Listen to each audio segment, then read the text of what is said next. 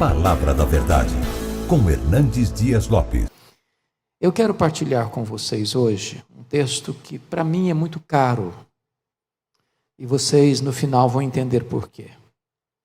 Abra sua Bíblia, por favor, no primeiro livro de Samuel, capítulo 1.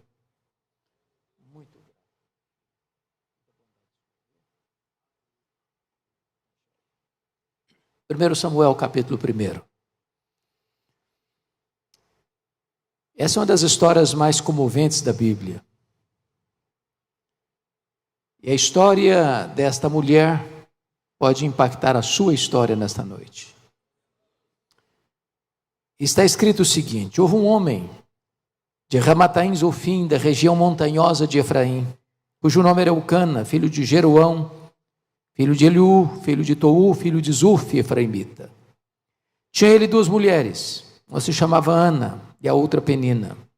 Penina tinha filhos, Ana, porém, não os tinha. Este homem subia da sua cidade de ano em ano a adorar e a sacrificar o Senhor dos Exércitos em Siló. Estavam ali os dois filhos de Eli, Rofni e Finéias, como sacerdotes do Senhor.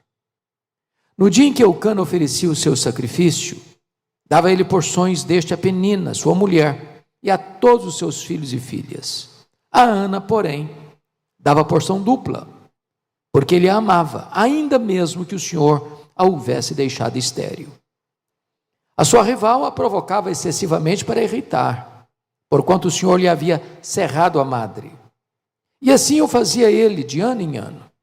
E todas as vezes que Ana subia à casa do Senhor, a outra irritava, pelo que chorava e não comia. Então Eucana, seu marido, lhe disse: Ana, por que choras? E por que não comes? E por que estás de coração triste? Não te sou eu melhor do que 10 filhos? Após terem comido e bebido em Siló, estando Eli, o sacerdote, assentado numa cadeira, junto a um pilar do templo do Senhor, levantou-se Ana, e com amargura de alma orou ao Senhor, e chorou abundantemente, e fez um voto dizendo: Senhor dos exércitos, se benignamente atentares para a aflição da tua serva, e de mim te lembrares, e de tua serva te não esqueceres, e lhe deres um filho varão, ao Senhor o darei por todos os dias da sua vida, e sobre a sua cabeça não passará navalha. Demorando-se ela no orar perante o Senhor, passou Eli a observar-lhe o movimento dos lábios, porquanto Ana só no coração falava. Seus lábios se moviam, porém não se lhe ouvia voz nenhuma. Por isso Eli a teve por embriagada e lhe disse: Até quando estarás tu embriagada? Aparta de ti esse vinho. Porém Ana respondeu: Não, Senhor meu, eu sou mulher atribulada de espírito. Não bebi nem vinho, nem bebida forte, porém venho derramando a minha alma perante o Senhor. Não tenhas, pois, a tua serva por filha de Belial, porque pelo excesso da minha ansiedade e da minha aflição é que tenho falado até agora. Então lhe respondeu Eli: Vai-te em paz, e o Deus de Israel te conceda a petição que lhe fizeste. E disse ela: Acha a tua serva mercê diante de ti. Assim a mulher se foi seu caminho e comeu, e o seu semblante já não era triste. Levantaram-se de madrugada e adoraram perante o Senhor, e voltaram e chegaram à sua casa a Ramá. Eucana coabitou com Ana, sua mulher, e lembrando-se dela o Senhor, ela concebeu. E passado o devido tempo, teve um filho a que chamou Samuel, pois dizia: do Senhor o pedi. Verso 26. Disse Ana a Eli: Ah, meu Senhor, tão certo como vives, eu sou aquela mulher que aqui esteve contigo orando ao Senhor. Por este menino orava eu, e o Senhor me concedeu a petição que eu lhe fizera, pelo que também o trago como devolvida ao Senhor por todos os dias que viver, pois do Senhor o pedi. E eles adoraram ali o Senhor. Amém. Eu quero pensar com vocês sobre o tema: não desista de seus sonhos. Era o ano de 1952, na Nova Zelândia. quando um grande esportista daquele país nutriu no seu coração um sonho inédito, um sonho audacioso, o sonho de escalar a montanha mais alta do planeta, o sonho de chegar no topo do Pico Everest com mais de 8.800 metros de altitude. Esse esportista chamava-se Edmund Hillary, e ele se preparou para aquela grande empreitada da sua vida, mas quando partiu para realizar o seu sonho, ele fracassou, ele não conseguiu chegar no topo do Everest. Meses depois, ele foi convidado para dar uma palestra em Londres, na Inglaterra, e quando ele chega no auditório, propositadamente, eles haviam colocado uma grande gravura no Monte Everest na parede. Ele olhou para a gravura, abaixou a cabeça, cabisbaixo dirigiu-se à plataforma. Quando passaram-lhe a palavra, por um instante ele esqueceu-se do auditório, voltou-se para a gravura e disse: Monte Everest, da primeira vez tu me derrotaste, tu não podes crescer mais, mas eu ainda estou crescendo, da próxima vez eu te vencerei. 6 meses depois, Edmund Hillary era o primeiro homem na história da humanidade a chegar no topo do Pico Everest, deixando para nós um legado: não desista de seus sonhos. Eu sei que vocês têm sonhos, todos nós os temos. Quem não sonha não vive. Quem desistiu de sonhar, desistiu de viver. Mas é provável que neste seleto auditório haja alguém aqui que já perdeu os sonhos mais bonitos da vida pelas estradas. Talvez haja alguém aqui que já viu seus sonhos se transformando em pesadelos. Quem sabe neste auditório haja alguém que já desistiu de seus sonhos, já enterrou os seus sonhos, que já colocou no túmulo de seus sonhos uma lápide: aqui jaz os meus sonhos. Mas nesta noite eu quero encorajar você para trazer de volta esses sonhos e a colocá-los na presença de Deus. Nós estamos na presença daquele que é o Deus dos impossíveis, o Deus das causas perdidas, o Deus para quem não há nada difícil. Ele pode tudo quanto Ele quer. Esse texto fala de uma mulher que tinha um sonho legítimo, sonho de ser mãe. Mas Ana é estéril, seu ventre é um deserto, ela não consegue conceber. Eu fico imaginando que se Ana vivesse hoje, se ela fosse nossa contemporânea, ela enfrentaria certamente algumas abordagens.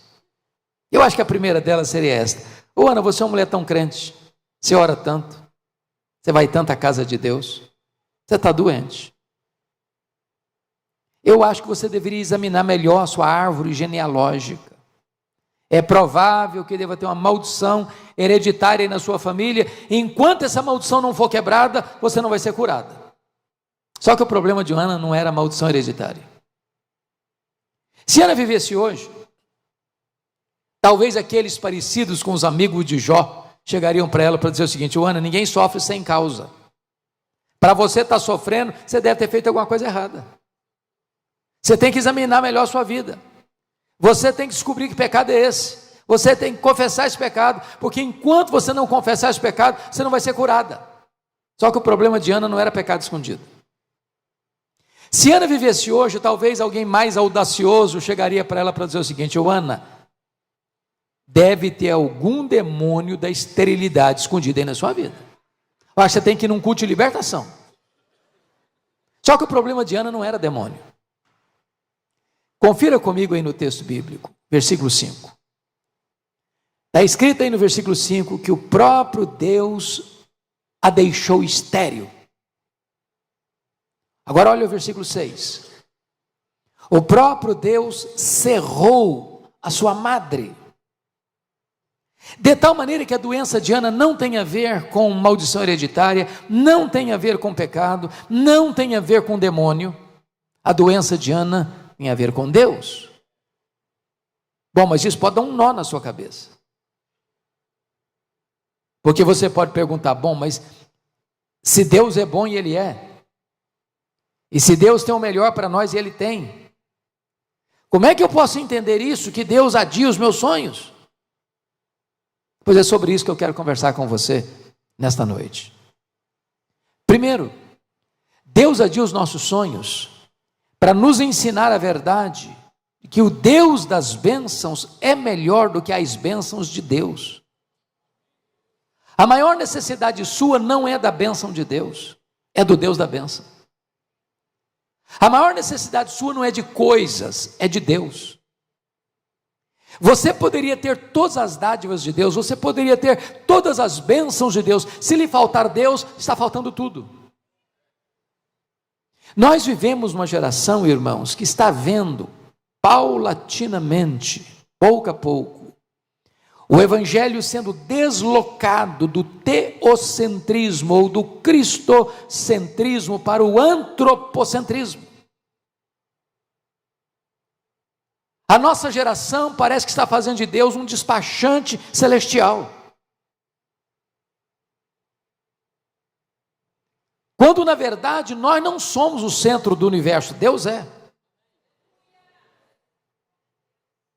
Não é a vontade do homem que predomina no céu, é a vontade de Deus que predomina na terra.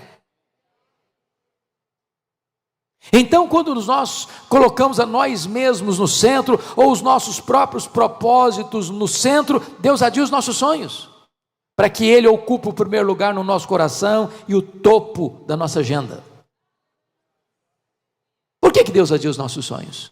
Segundo lugar, para nos ensinar a verdade de que tudo que temos e somos veio de Deus, é de Deus e deve ser devolvido para Deus.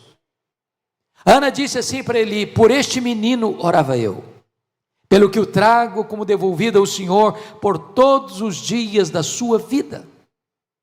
Se Ana não tivesse entendido isso, a vida dela teria gravitado ao redor de Samuel, e ela teria feito de Samuel um ídolo na sua vida. Às vezes nós pedimos uma bênção para Deus e Deus nola concede, e aí nós transformamos a bênção num ídolo, porque estamos tão agarrados com a bênção que nos esquecemos do abençoador. Por exemplo, pedimos para Deus prosperidade, e Deus dá prosperidade. A bênção do Senhor enriquece, com ela não tem desgosto. É Deus quem fortalece as nossas mãos para adquirirmos riquezas. Riquezas e glórias vêm de ti. Mas aí a pessoa começa a prosperar. Compra mais um carro, compra mais uma casa, compra mais um apartamento, compra mais um sítio, ajunta mais dinheiro no banco e vai aumentando as suas propriedades. Daqui a pouco ele não tem mais tempo para Deus. Ele não pode vir mais à igreja semanalmente. Ele não pode vir numa reunião de oração mais. Ele não vem mais numa vigília de oração. Ele não vem mais num grupo pequeno de estudo bíblico, porque ele está tão ocupado cuidando das bênçãos que não tem mais tempo para Deus. Transformou a bênção num ídolo. Substituiu Deus pela bênção de Deus. É muito importante você entender que a vida que você tem é de Deus. A casa que você mora é de Deus. O carro que você anda é de Deus. O salário que você recebe é de Deus. A família que você tem é de Deus. Tudo vem de Deus. Então coloque de volta no altar de Deus o melhor daquilo que Deus lhe tem dado. Terceiro lugar, sabe por que Deus adia os nossos sonhos? Deus adia os nossos sonhos para nos ensinar a verdade de que os planos de Deus são melhores do que os nossos sonhos. Eu pergunto a vocês, qual era o sonho de Ana? Era apenas ser mãe. Qual era o projeto de Deus para Ana? É que ela fosse mãe do maior profeta, do maior sacerdote, do maior juiz de Israel, do homem que haveria de trazer de volta a nação apóstata para a presença de Deus. Às vezes você insiste com Deus, pedindo tanto a Deus algo, e Deus está dizendo para você: não vou dar não. Você está pedindo pouco demais. Eu tenho coisa melhor para você. Eu estou preparando algo maior para você. Eu não vou atender o seu desejo, eu vou dar a você aquilo que eu acho que é o melhor para você. Eu estou preparando coisa melhor para você, porque os pensamentos de Deus são mais altos que os nossos, os caminhos de Deus são mais elevados que os nossos. O Senhor Jesus nos ensinou a orar.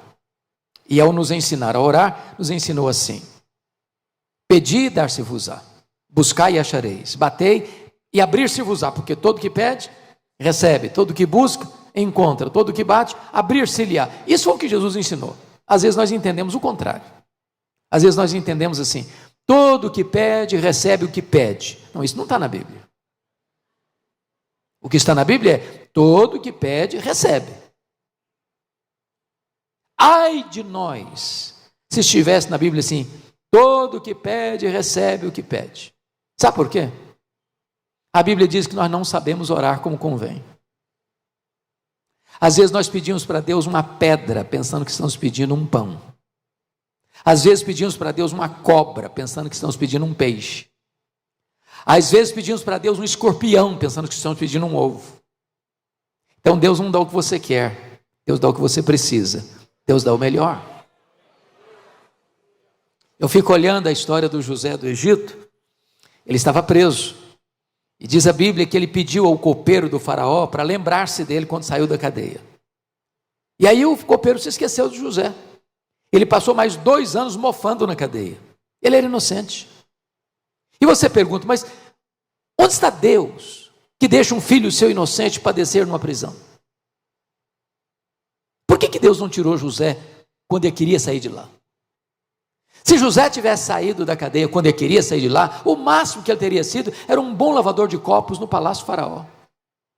Naqueles 2 anos, Deus estava construindo a rampa do palácio para sair da prisão e ser governador do Egito. Então Deus tem os tempos certos e Deus tem a bênção certa para a sua vida. Os planos de Deus são melhores que os nossos melhores sonhos. Mas em quarto lugar, sabe por que Deus adia os nossos sonhos? Porque Ele é Deus, livre e soberano, que faz todas as coisas conforme o conselho da sua vontade. Confira comigo aí no capítulo 2, versos 6 a 8, no cântico de Ana, o que ela vai dizer. Ela disse assim: o Senhor é o que tira a vida e a dá, faz descer a sepultura e faz subir.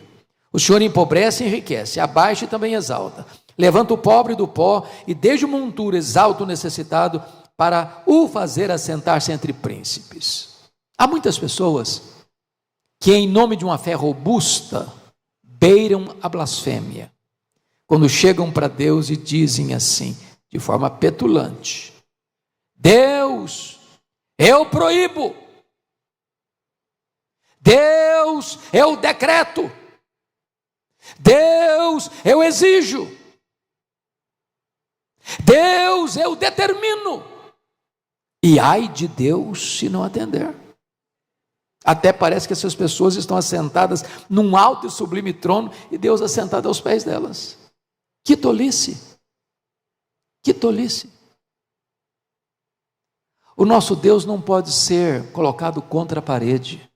Ele é livre, Ele é soberano, Ele faz todas as coisas conforme o conselho da sua vontade.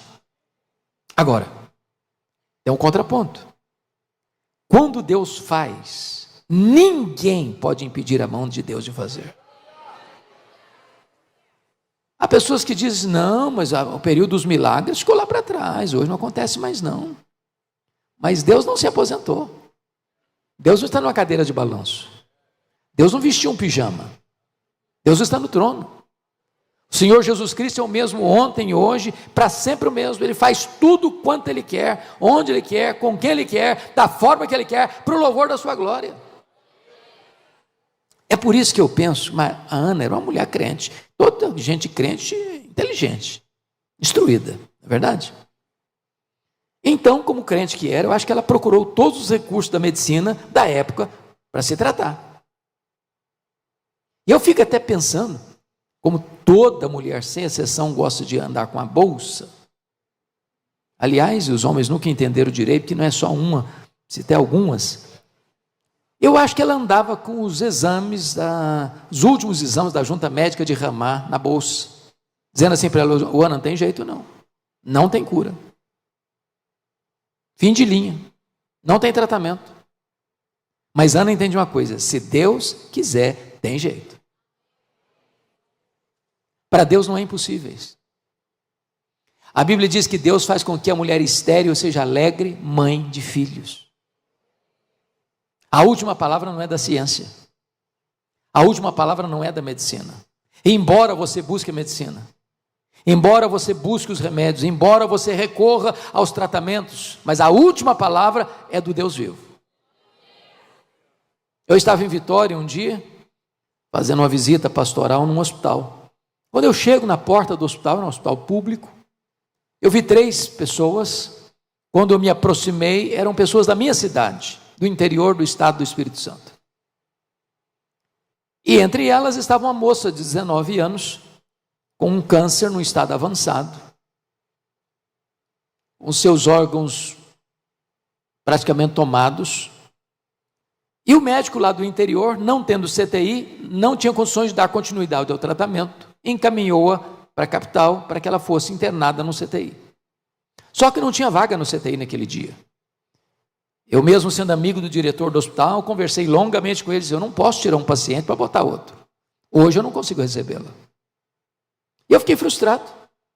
Voltei para a porta do hospital onde elas estavam e fiz uma coisa que eu não tenho o hábito de fazer. Eu disse para elas assim: olha, minha filha, aqui não tem lugar para você não. Mas vamos fazer uma coisa? Nós podemos falar com quem tem jeito, para fazer mais do que ter uma vaga de um leito no CTI. Nós podemos falar com aquele que é o Deus Todo-Poderoso, que pode curar você. E ali na porta do hospital, eu impus as mãos sobre aquela moça e orei por ela, pedindo a cura dela. Quando eu terminei de orar, aproximou-se um rapaz e disse: eu conheço essa menina. Ela tem um primo que é médico na outra cidade aqui, e lá tem CTI. Pegamos o telefone, ligamos imediatamente, 180 quilômetros. Caminhou para lá, os exames na mão, olhou os exames, constatou a gravidade do problema, botou a menina na maca, olhou, examinou, apalpou, achou estranho, submeteu a moça aos mais rigorosos exames. Não tinha absolutamente mais nada no seu corpo. Essa moça voltou para casa curada. Isso há vários anos, curada. Sabe por quê? Porque quando Deus quer, tem jeito. Não estou dizendo a você que todas as pessoas pelas quais eu oro, você ora, vão ser curadas. Não estou dizendo isso. O que eu estou lhe dizendo é que se Deus quiser, tem jeito. Portanto, não desista de seus sonhos. Agora, quero entrar para o segundo ponto da minha mensagem. Quando você tem sonhos, você tem que tomar muito cuidado. Sabe por quê?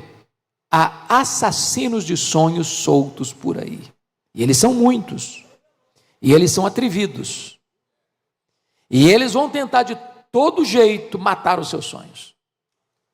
Ana teve que lidar com 3 assassinos de sonhos. O primeiro deles foi sua rival, chamada Penina. A Penina provocava a Ana todo dia. Era um inferno na vida dela. Irritava a mulher. Toda vez que a Ana subia para a casa de Deus, a Penina a irritava de tal maneira que a Ana perdia o apetite, não comia, entrava em depressão, começava a chorar. Eu não sei o que é que a Penina dizia para Ana, mas uma coisa eu tenho certeza: Penina não era uma mulher de Deus. Que gente de Deus não viu para infernizar os outros. Gente de Deus é bálsamo. Gente de Deus é aliviador de tensões. A segunda pessoa que quis matar os sonhos de Ana foi o sacerdote Eli. Todo ano Ana subia para Siló, todo ano. Lá estava Rofini, lá estava Finéias, lá estava Eli. Não consta a Bíblia que em nenhuma dessas idas, nem Eli, nem Rofini, nem Finéias conversasse com Ana, se importasse com Ana, chorasse com Ana, orasse por Ana. Mas está escrito que quando Ana estava orando, a primeira palavra que Eli disse para ela foi assacar contra ela um pesado libelo acusatório e chamá-la de bêbada dentro da igreja, filha de Belial.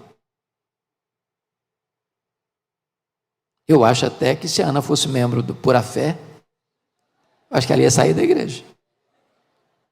Eu acho que ela ia fazer um pouco mais, ia fazer uma campanha para tirar o pastor Eli da igreja. Tem gente que por muito menos faz isso. Você conhece crente cristal?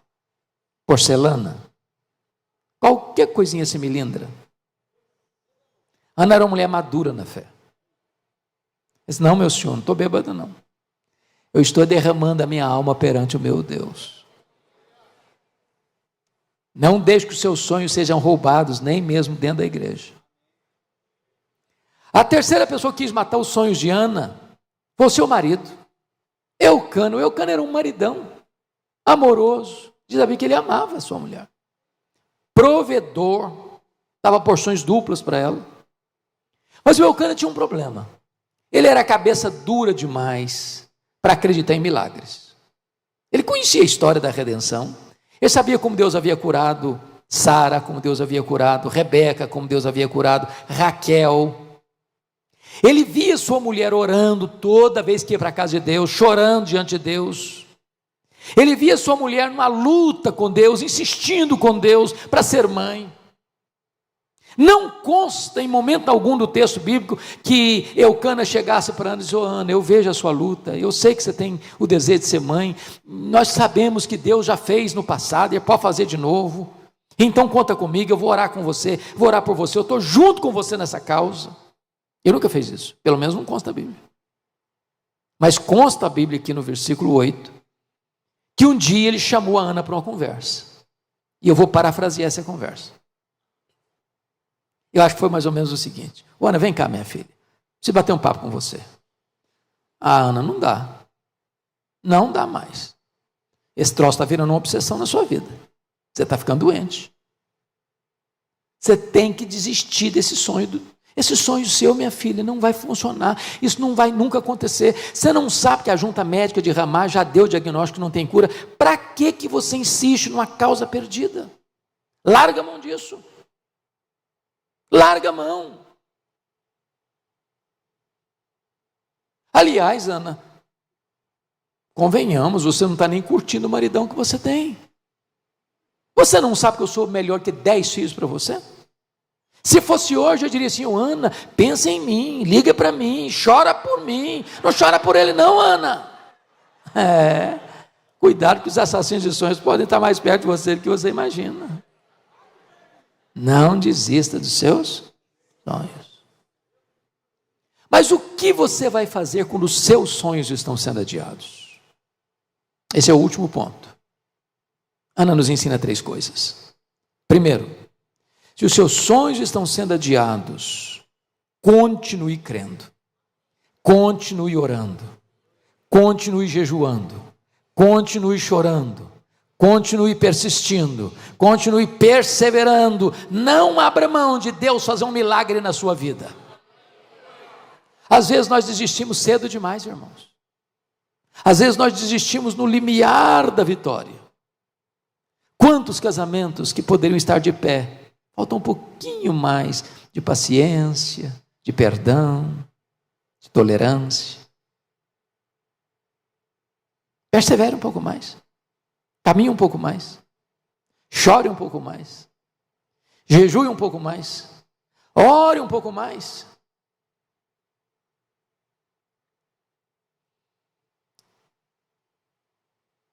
Norman Vincent Peale foi um pastor metodista e ele escreveu o seu primeiro livro, O Poder do Pensamento Positivo. Acho que todo escritor enfrenta problema para publicar o seu primeiro livro. As editoras nem olham, nem veem o conteúdo, elas não querem fazer um contrato de risco, então, não tem, não dá, não, faz parte da nossa filosofia, esse ano a agenda está cheia, dá um monte de desculpa. Ele bateu de porta em porta nas editoras para publicar o livro dele, nenhuma editora se interessou. Ele ficou muito frustrado, chegou em casa e jogou os rascunhos do livro no lixo, e disse, no lixo vão ficar os meus sonhos de ser um escritor. Dona Ruth, sua mulher, mais otimista e mais crente do que ele, como via de regra as mulheres são, disse para ele, eu creio nos seus sonhos, pegou os rascunhos do lixo e bateu de porta em porta de novo, em outras editoras. Encontrou uma editora que se interessou pelo livro. Resultado? Esse livro já vendeu mais de 10 milhões de exemplares. Um dos maiores best-sellers da literatura cristã. estavam no lixo. Não desista dos seus sonhos. Na saga da política americana, há um homem que me encanta muito, Franklin Delano Roosevelt. Esse homem estudou em Harvard, em Colômbia, entrou na política e fez uma carreira bonita, mas ele tinha um sonho na vida, ser presidente dos Estados Unidos da América. Porém, aos 39 anos de idade, ele sofreu poliomielite e foi para uma cadeira de rodas paraplégico. E alguém então disse para ele assim: você nunca será presidente dos Estados Unidos numa cadeira de rodas. E ele disse: eu nunca vou desistir. Foi o único homem até hoje na história americana que foi eleito e reeleito presidente dos Estados Unidos da América 4 vezes consecutivamente, numa cadeira de rodas. Não desista de seus sonhos. A segunda coisa que Ana nos ensina, se os nossos sonhos estão sendo adiados, é que você precisa tomar posse das promessas da palavra de Deus. No verso 17 está escrito que Eli fala para Ana assim: vai em paz para a tua casa e o Deus de Israel te conceda a petição que lhe fizeste. E ela responde a esta fala: acha a tua serva à mercê diante de ti. Preste bem atenção nisso. Eu sou pastor há 40 anos e eu já vi, literalmente, muita gente que adoeceu porque um dia escutou uma palavra atravessada do pai, da mãe, do namorado, da namorada, do noivo, da noiva, do marido, da mulher, do patrão, do professor, e aquilo envenenou a alma. Quando Eli disse uma tolice para Ana, chamando-a de bêbada, de filha de Belial, dentro da igreja, ela não hospedou aquela palavra no coração. Em nome de Jesus, se alguém falar alguma coisa para você que não tem a ver com você, é seta do maligno, não hospede isso no seu coração. Agora note que esse mesmo homem que acabara de falar uma tolice, abre a boca agora e é um profeta de Deus, quando diz para ela: vai em paz para a tua casa e o Deus de Israel te conceda a petição que lhe fizeste. Essa palavra é boa, essa palavra vem de Deus, esta palavra ela acolheu no seu coração e essa palavra trouxe cura e libertação para Ana. E Ana teve 2 curas distintas. A primeira delas foi emocional e espiritual. Diz, quando ela tomou posse dessa promessa, ela voltou a comer, e o rosto dela resplandeceu, e a tristeza bateu em retirada. Mas diz o texto, que ela desceu com seu marido para a casa dela em Ramá, coabitou com seu marido, Deus se lembrou dela, ela concebeu, deu à luz a um filho, a quem pôs o nome de Samuel. Agora preste atenção comigo, ela vivia chorando. Uma mulher que está chorando nos quartos escuros da vida não se cuida, nem se torna atraente para o marido. Ela queria ser mãe, mas está na contramão do projeto de ser mãe. A alegria voltou, casamento rejuvenesceu, os dois tiveram um tempo de romance, a bênção de Deus entrou na história, Deus abriu o ventre dela, ela concebeu e deu à luz ao maior homem da sua geração. Lá em Siló, Deus curou a sua alma. Lá em Ramá, Deus curou o seu ventre. Lá em Siló, Deus curou suas emoções. Lá em Ramá, o milagre historificou-se na sua vida. Primeiro você toma posse da promessa, depois o milagre acontece na sua vida. Se você quer vitória na sua vida, meu irmão, minha irmã, pare de escutar os arautos do caos. Pare de escutar os profetas do pessimismo. Pare de escutar os embaixadores da incredulidade.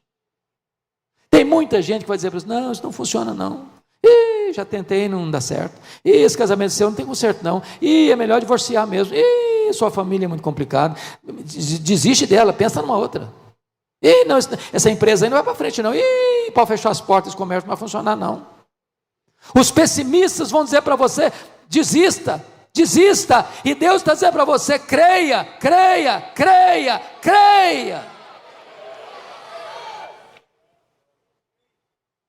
Mas em último lugar, O que fazer quando os nossos sonhos estão sendo adiados? Quando os nossos sonhos estão sendo adiados, nós temos que voltar às trincheiras da luta. Amados, todos nós cremos uma verdade muito simples, mas muito poderosa. É que o nosso Deus é soberano. Ele não é pego de surpresa. Ele não é colhido de surpresa. Nada pega Deus de surpresa. Deus não está lá no céu esfregando as mãos sem saber o que fazer com a sua vida. Não tem acaso, não tem sorte, não tem azar, não tem determinismo cego, não tem olho gordo, não tem feitiço, não tem mandinga. Quem dirige a sua vida é Deus. Quem está no controle da sua vida é Deus. Nenhuma folha cai no outono sem que Deus saiba, sem que Deus permita. Ele é soberano. Então, se você está passando uma prova na sua vida, não é que Deus está cochilando, não é que Deus está de viagem, não é que Deus perdeu o controle, não é que Deus desistiu de você, não é que Deus está indiferente, não, é porque Deus está trabalhando, ainda que a providência seja carrancuda, a face de Deus é sorridente para você. Ele é o Deus que trabalha para aqueles que nele esperam. Então volte a sorrir, volte a cantar, volte a viver, volte a esperar um milagre de Deus na sua vida. Há um autor que eu gosto de ler, muito embora não seja um autor evangélico, Og Mandino. Se você nunca leu pelo menos o maior vendedor do mundo, vale a pena ler. Mas o que me impressiona na história de Og Mandino é que no seu livro autobiográfico, ele diz que aos 35 anos de idade, ele estava bêbado, falido financeiramente, abandonado pela esposa e pela filha, caído numa sarjeta, pensando em suicídio. Entretanto, aos 45, 10 anos depois, ele estava no topo da fama mundial, escrevendo livros lidos e traduzidos no mundo inteiro, encorajando as pessoas a viverem com otimismo. E eu fico pensando, se um cara que não é crente, como você e eu, consegue viver com otimismo, e você, e eu, que temos a alegria de ter o nosso nome escrito no livro da vida, que temos o selo do Espírito Santo na nossa vida, que podemos afirmar: este é o dia que o Senhor fez, alegremos-nos e regozijemos-nos nele. Nesse livro autobiográfico, o Og Mandino dá uma dica boa para você começar o seu dia animado, porque crente tem que começar o dia animado, não tem? Animado. Você tem que levantar, abrir a janela do seu quarto e dizer: Senhor, pode ser hoje, aquela causa, aquele milagre, pode ser hoje, Senhor. E a dica que ele dá é tão simples. Ele diz o seguinte: você quer começar o seu dia animado? Faz o seguinte: bem de manhã, antes do café, compre o melhor jornal da sua cidade. Bom, aqui nós temos Folha, Estadão, são os mais lidos. Então vai lá, na dúvida compra os dois. Abra o jornal. Bom, calma, você não vai começar a leitura pelas páginas políticas, você vai ficar depressivo, então pula essa página. Também você não vai ter coragem de começar o seu dia lendo as páginas econômicas, porque a inflação está voltando, a crise econômica mundial está aí mostrando a sua carranca, então pula essa página também. Bom, você não é tão ousado a ponto de querer começar o seu dia lendo as páginas policiais, você vai ficar com medo de sair de casa, então pula essa página de novo. Bom, você não vai querer também ler as páginas esportivas, porque de repente você é corintiano, não está cansado desse negócio de chegar e não chegar para a final, então pula também essa página para você não ficar triste. Você quer começar o seu dia animado mesmo? Comece a leitura na página do obituário, a lista das pessoas que morreram. Só um detalhe, você tem que ler tudo, nomes grandes, nomes pequenos, lê tudo. Quando você ter nessa leitura, você vai descobrir algo fantástico. Você vai descobrir que o seu nome não está nessa lista. Você vai descobrir que as pessoas que estão nessa lista dariam tudo para estarem no seu lugar, mas elas estão mortas. Você vai descobrir que você está vivo, e se você está vivo, um milagre de Deus pode acontecer na sua vida hoje. Não desista de seus sonhos.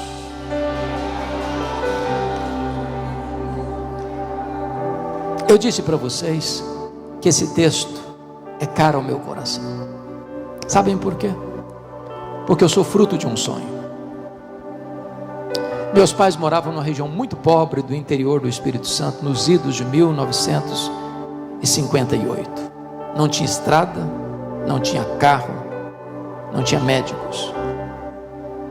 Quando uma pessoa ficava doente, ela tinha que ser transportada numa trilha, 40 quilômetros, uma padiola, um lençol amarrado num varal e 2 pessoas carregando pela trilha. A minha mãe estava grávida do seu último filho, no estado adiantado de gravidez, quando ela caiu gravemente enferma. Meu pai sabia que ela não suportaria uma viagem para Padiola, 40 quilômetros. Mandou chamar o médico, ele veio, a examinou e disse: essa mulher não vai sobreviver, ela está muito doente. E a criança que está no ventre dela está em agonia de morte. A única chance de salvar a mãe é sacrificar a criança.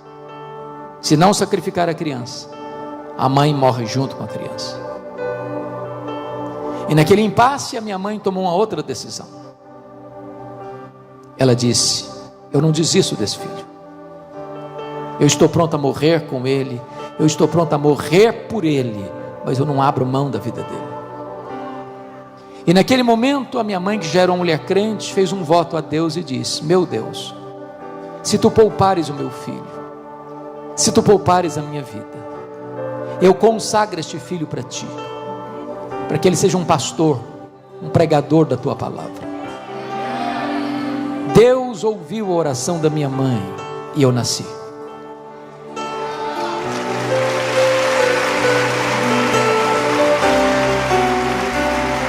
Nasci na roça. Fui calçar meu primeiro par de sapatos com 8 anos de idade, com as mãos calejadas. Onde eu morava não tinha escola, a não ser escola primária. Nunca ninguém tinha saído dali para fazer além de 4ª série primária. Eu entrei na escola com 8 anos. Com 12 eu já tinha terminado, não tinha mais nada para estudar. Por providência divina, sempre que me entendi por gente, eu tenho fome e sede de conhecimento. Na minha casa não tinha livros. O único livro que tinha era um dicionário velho, sujo, rasgado, e com 10 anos eu comecei a decorar aquele dicionário. Quando eu terminei, 12 anos, por providência divina, a professora que me alfabetizou estava se mudando para a capital do estado, cidade de Vitória. E sabendo do meu sonho de estudar, ela me perguntou: você tem coragem de vir comigo? E eu respondi para ela, e eu nunca tinha dormido uma noite fora de casa: se os meus pais deixarem, eu vou.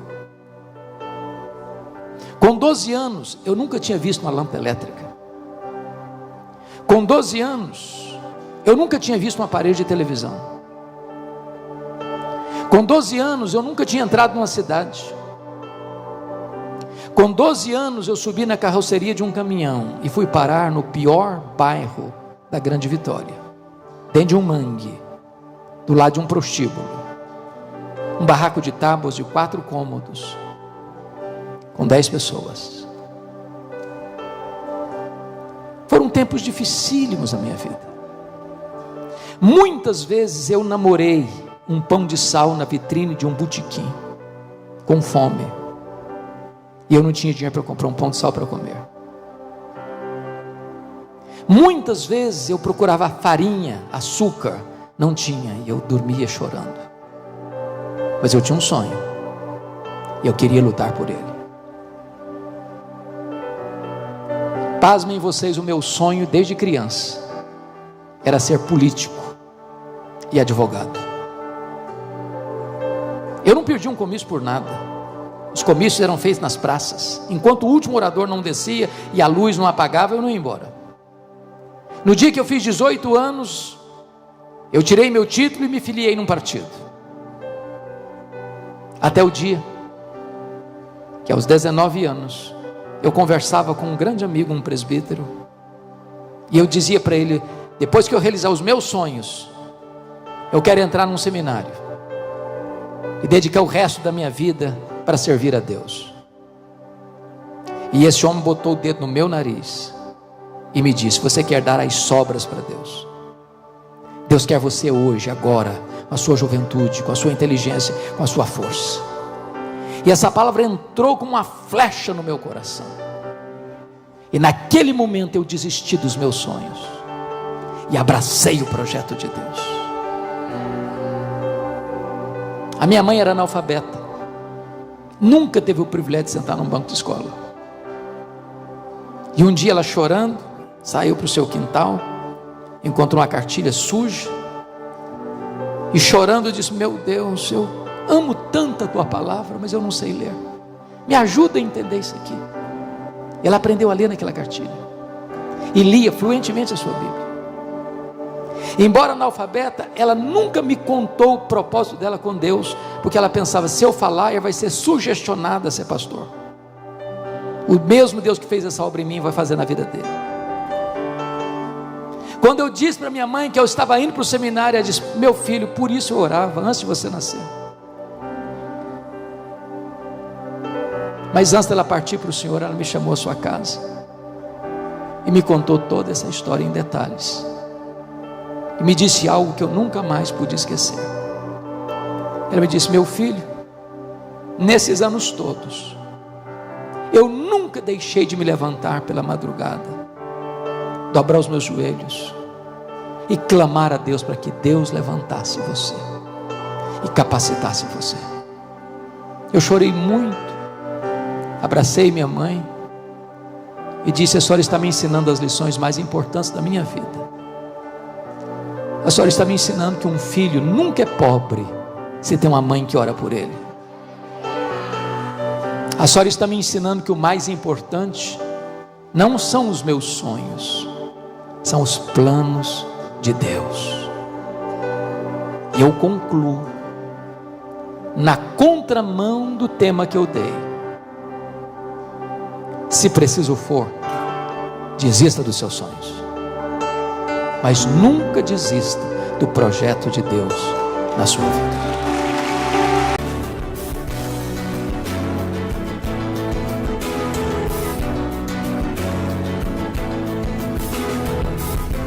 Palavra da Verdade, com Hernandes Dias Lopes.